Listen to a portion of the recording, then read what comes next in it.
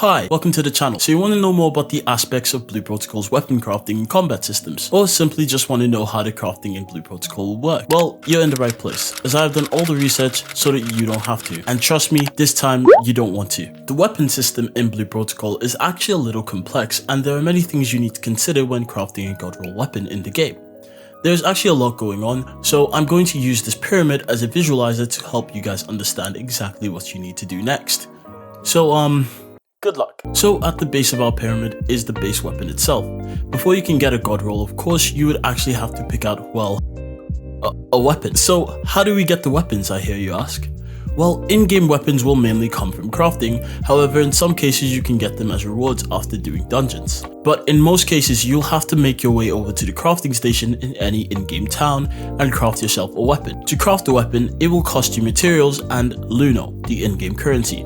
To acquire your Luno, you can kill enemies and complete the game's content to get more of the currency. To acquire the materials you need, you can gather in specific gathering areas, kill enemies, or do dungeons associated with that weapon, if there is one. For example, Dragon Claw Valley, one of the game's early dungeons, will give you Dragon Bones. This will be needed to craft any of the weapons in that specific Dragon Claw Valley set. The weapon will have its own stats, such as weapon level, attack power, and the weapon can also have its own element that will allow you to deal a certain type of elemental damage. As you can see, this weapon is a lightning weapon, so it should deal lightning damage to enemies. These specific attributes and information will be the only ones that are somewhat predictable, as it's the information that you will be able to determine by yourself. But there are specific attributes that will be completely random.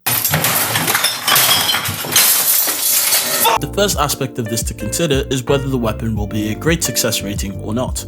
I still don't think anyone knows the specific chance of getting a great success weapon at this time of recording this, but these are the weapons that you want, and well, there is a chance that you may not get them all the time, but I'll speak more on this later. The next random aspect of your weapon is special effects. This is the certain types of damage that will help you deal additional damage to certain enemies. And lastly, the amount of sockets your weapon has that allows you to fit plugs into each of the sockets or additional stat bonuses. So basically, to start our god roll pyramid, we want to build a strong weapon that has the right elemental damage we're looking for. We will then craft the weapon until we can get a great success version of that weapon. I hope you're able to understand this. So now for step 2, and the next part of our pyramid, random selection. This is essentially the main area where RNG will play a role on your weapon's overall quality. The weapon will be given random special effects when crafted. Each special effect has its own chance of rolling. As you can see, Ogre Killer and Quad Arm Killer both have a 20% chance of rolling, but Demi-Human Killer has a 60% chance, meaning it's very likely that you would get Demi-Human Killer on this weapon. Additionally, depending on the weapon's success rating, the effects can be more or less impactful. For instance, Quad Arm Killer can add anywhere from 11 to 13% bonus damage to quad arm enemies, as long as you have a great success weapon. If you have a normal success weapon, this will range from 5 to 8% bonus damage. So now we know that we need a great success weapon with the correct special effect to roll, and because we are going for a god roll, we are going to need that effect to be at 13% effectiveness. The RNG is already starting to look insane, but my friends, it gets much worse. Much worse. The pyramid continues with our socket number.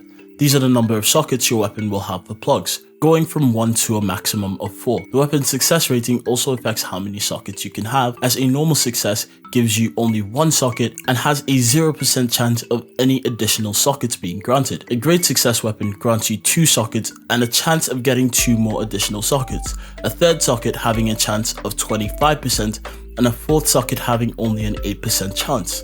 So the 4-socket weapon will be very rare. Then depending on how many sockets you have, you can fit a plug in each one. So now we know we are trying to craft the correct great success weapon that rolls with the correct special effect and max effectiveness at 13%. Because we want a god roll, it needs to grant us 4 sockets for our plugs. So yeah, it seems pretty easy. Now for the final part of our weapon pyramid here, plugs. A plug will have its own stats and skills that will help you out, so this will be great for increasing your overall damage and or survivability. However, the effectiveness of these stats and skills vary from a 1 to 5 star rating, and we want 5 stars for all 4 of our plugs if we want to have a god roll weapon. So finally, in order to actually have a god roll weapon in Blue Protocol, you will need to farm for Luno and weapon materials, then craft and hope that this weapon turns out to be a great success weapon. Next, check and make sure this weapon has the correct special effect. Also check and make sure the special effect rolled at 13%. Then check if your weapon has 4 plug sockets. Make sure all 4 plugs are equipped with 5-star effectiveness, and make sure your weapon matches the current build you're going for, and you should be good to go. But now, on a more serious note, that is an immense amount of RNG, and it will take you hundreds of weapons to have something remotely close to this even happen.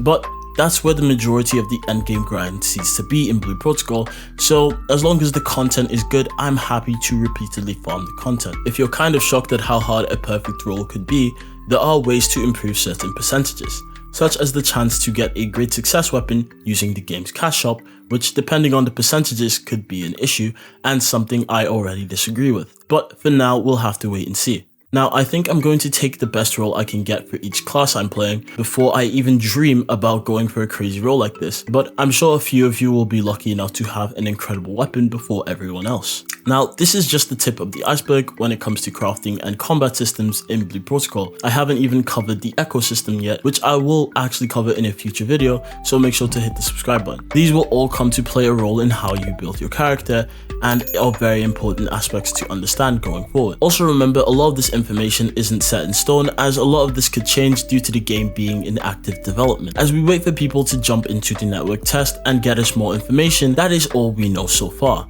Now, if I gave you some information you didn't already know, I would love a subscribe, and remember to get at least 8 hours sleep, as I definitely did not trying to get all this information. But anyway, leave a like and see you.